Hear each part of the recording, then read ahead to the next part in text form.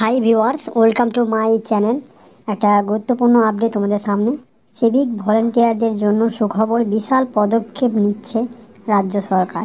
এবার কিন্তু সিভিকদের জন্য একটা ভালো আনন্দের খবর উঠে এসছে।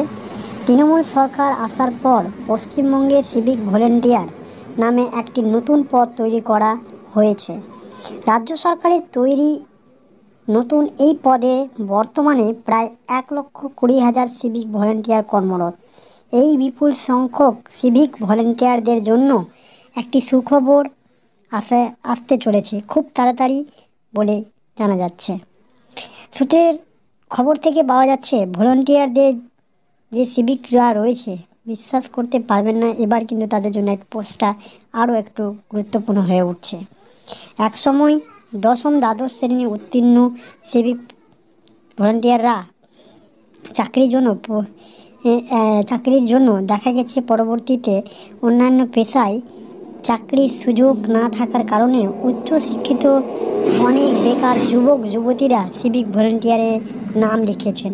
গত কয়েকদিন আগে রাজ্য সরকার এই সকল সিভিক ভলেন্টিয়ারদের 1,000 টাকা করে ভাতা বৃদ্ধির ঘোষণা করে এবং তাদের পুলিশের চাকরির ক্ষেত্রে সংরক্ষণ ঘোষণা করে। রাজ্য সরকার তরফ থেকে সিভিক ভলেন্টিয়ারদের এই সকল সুখবর দেওয়ার পাশাপাশি এবার তাদের সরাসরি জুনিয়র কনস্টেবল পদের নিয়োগ বিষয়ে উদ্যোগ নেওয়া হচ্ছে বলে সূত্র। এই মুহূর্তে পশ্চিমবঙ্গ রাজ্য পুলিশের কনস্টেবলের সংখ্যা অনেক কম। রাজ্যের অধিকাংশ থানাতেই প্রায় কনস্টেবলের অভাব দেখা দিয়েছে, অনেক কম। যেমন ধরলে গেলে একটা সংখ্যা দেওয়া হয়েছে, 15 থেকে 20 জন করে কনস্টেবল রয়েছে। এদিকে সামনে যখন লোকসভা নির্বাচন, তখনই আইনশৃঙ্খলা রক্ষার বিষয়টি চিন্তা বাড়িয়ে এবং তারই পরিপ্রেক্ষিতে এমনই উদ্যোগ নেওয়া হবে এবং জানা গিয়েছে। সূত্রের মারফত থেকে জানা যাচ্ছে, রাজ্য সরকার এমন উদ্যোগকে বাস্তবায়িত করার জন্য নির্দিষ্ট নীতিমালা প্রণয়নের বিশেষ উদ্যোগ হচ্ছে।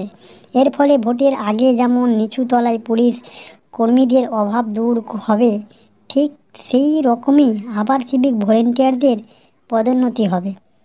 সিভিক ভলেন্টিয়ারদের জুনিয়র কনস্টেবল পদে নিয়োগ করা হলে তাদের দীর্ঘদিনের বেশ কিছু দাওয়া পূরণ করা হবে।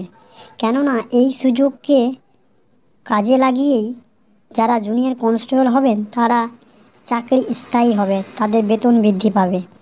তবে রাজ্য সরকারের তরফ থেকে এমন পরিকল্পনা গ্রহণ করা হলে বেশ কিছু সমস্যা রয়েছে। যেমন বেশিরভাগ সিভিক ভলেন্টিয়ার বয়স এখন 30 বছর পার হয়ে গেছে। এছাড়া কনস্টেবল হিসেবে নিযুক্ত হওয়ার ক্ষেত্রে যে উচ্চতার প্রয়োজন হয় তা নিয়ে একটি সমস্যা তৈরি হতে পারে। পাশাপাশি সিভিক ভলেন্টিয়ারদের নিয়োগ করা সময় আলাদা করে ট্রেনিং দেওয়া হয়নি।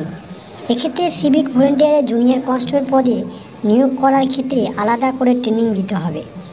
অন্যদিকে বিরোধীদের তরফ থেকে এই পদক্ষেপের বিরুদ্ধে অভিযোগ করা হচ্ছে, লোকসভা নির্বাচন সিভিক ভলেন্টিয়ারদের দিয়ে করানোর জন্য এমন পদক্ষেপ নেওয়া হচ্ছে। তার আগে যেন সিভিক ভলেন্টিয়ারদের জন্য কোনো কনস্টেবল পদে তাদেরকে নিযুক্ত করা না হয়। ভোট হবে, তারপরে যা বিবেচনা করা হবে, তারপরে কনস্টেবল পদের জন্য তারা নিযুক্ত হবে কিন্তু দেখা যাবে বলে জানাচ্ছে বিরোধীদের দল থেকে। তো আশা করি তোমাদের সামনে সেই সমস্ত তথ্য রাখতে পারলাম ভলেন্টিয়ারদের জন্য একটা সুখবরে। নেক্সট একটা ভিডিও ভালো তথ্য নিয়ে তোমাদের সামনে আলোচনা।